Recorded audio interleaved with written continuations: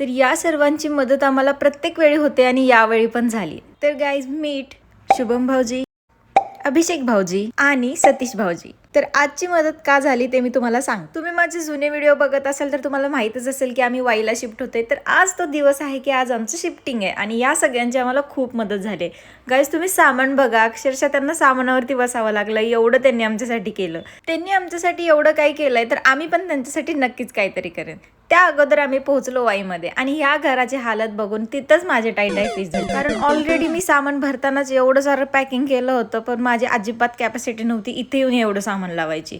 हे सामान बघा गाईज, हे दोघांचं सामान वाटतंय का तुम्हाला कोणत्याच गोष्टीवरून. त्यानंतर मी सगळी क्लिनिंग पटपट केली आणि ह्या सगळ्यांनी सामान लावायला खूप जास्त मदत केली गाईज. खरंच खूप हेवी सामान होत होते. हे सामान वरती घेईपर्यंत खूप जास्त लेट झाला होता आणि त्यांना खूप लांब जायचं होतं, त्यामुळे ते लगेच निघून गेले आणि आम्ही पण जेवायला गेलो, कारण घरात बनवायला तेव्हा गॅस वगैरे काहीच जोडला नव्हता. त्यानंतर गाईज ही आहे दुसऱ्या दिवशीची सकाळ आणि मला ते सामान बघून परत एकदा झोपायची इच्छा झाली होती. परत विचार केला आता जरी झोपले तरी उठल्यावर मलाच करायचं, त्यामुळे मी लगेच कामाला लागले आणि हे असं काही सामान लावलं. ऍक्च्युली मला सामान ठेवायला पण जागा नव्हती आणि सकाळी सकाळी ऋतुराज लगेच कामाला निघून गेले, त्याच्यामुळं मला पण खूप जास्त कंटाळा आलेला. त्यामुळे मी ओट्स खाल्ले फक्त आणि चहा घेतला.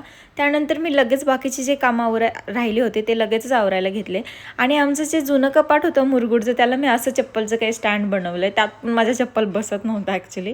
त्यानंतर संध्याकाळी खूप जास्त छान वातावरण झालं होतं आणि आम्ही 7th फ्लोअरला राहतो, त्याच्यामुळे खूप जास्त छान व्ह्यू येत होता.